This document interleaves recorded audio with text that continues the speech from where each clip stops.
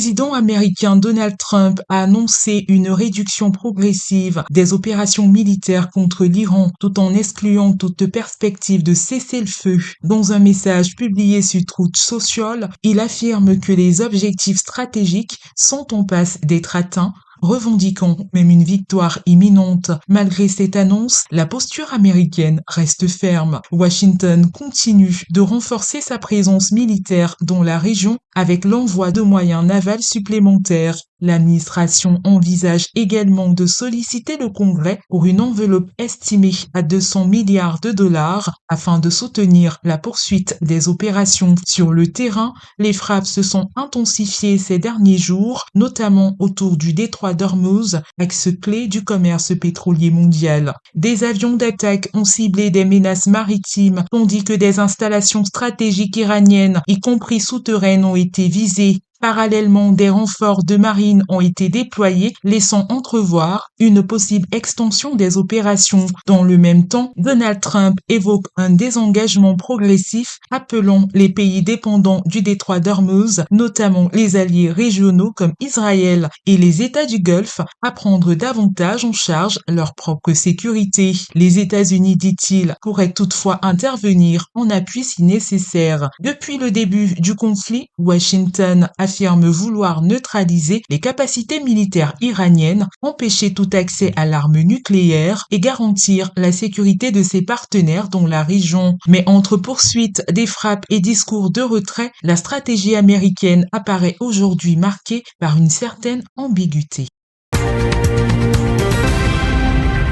En France, l'homme d'affaires Vincent Bolloré comparaîtra en décembre prochain devant la justice dans le cadre de l'affaire dite des ports africains, un dossier sensible mêlant enjeux économiques et politiques sur le continent. Le milliardaire est poursuivi pour corruption d'agents publics étrangers et complicité d'abus de confiance. Les faits remontent à 2010 lors des campagnes présidentielles au Togo et en Guinée. Selon l'enquête, des filiales de son groupe auraient fourni des prestations de communication à des conditions avantageuses aux candidats forts Gnassingbé et Alpha Condé. En contrepartie, le groupe Bolloré aurait obtenu la gestion de 2 infrastructures portuaires stratégiques, les ports de Lomé et de Conakry. Ouverte en 2013, l'enquête a conduit à la mise en examen de Vincent Bolloré en 2018. En 2021, l'industriel avait tenté d'éviter un procès en acceptant une procédure négociée assortie d'une amende. Mais cet accord a été rejeté par la justice qui a privilégié la tenue d'un procès public. Après plus d'une décennie de procédure, cette affaire emblématique sera donc examinée sur le fond à Paris en fin d'année, avec en toile de fond les relations complexes entre intérêts privés et pouvoir politique en Afrique.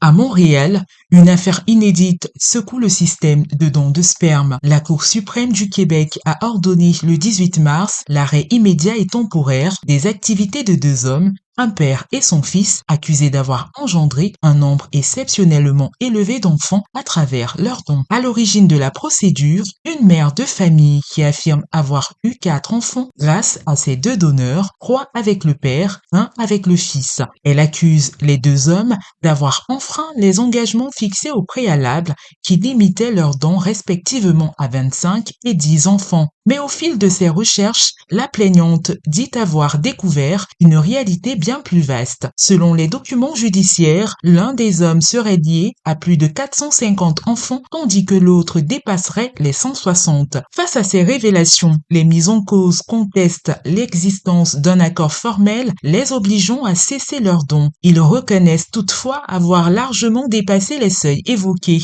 Dans sa décision, le juge Simon Chamberlain souligne que le nombre d'enfants issus de ces dons excède largement les recommandations des experts, soulevant des préoccupations éthiques, sanitaires et sociales. Ils estiment également que la situation pourrait nuire aux enfants concernés ainsi qu'à leurs familles, notamment en alimentant des préjugés. L'injonction prononcée restera en vigueur le temps que la justice tranche sur le fond de cette affaire qui relance le débat sur l'encadrement du don de gamètes au Canada. À quelques semaines de l'arrivée du pape Léon XIV au Cameroun, prévue le 15 avril à Yaoundé, des tensions opposent la ministre de l'Habitat, Célestine Ketia-Courtez, au maire de la capitale, Luc Messi à Tangana, sur fond de retard, dont des travaux routiers jugés stratégiques.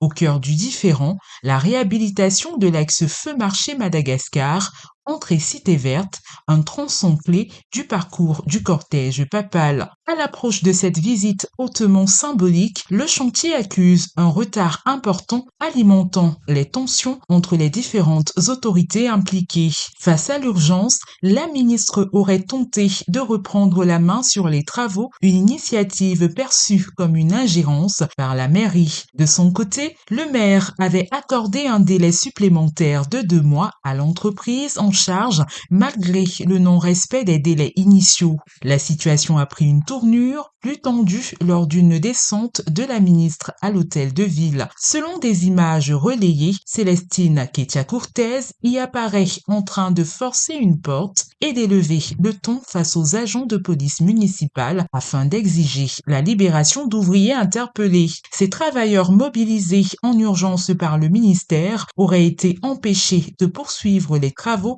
sur le site. À moins d'un mois de l'échéance, le chantier reste inachevé et le bras de fer entre autorités locales et gouvernementales persiste, faisant planer des incertitudes sur la préparation logistique de cette visite papale.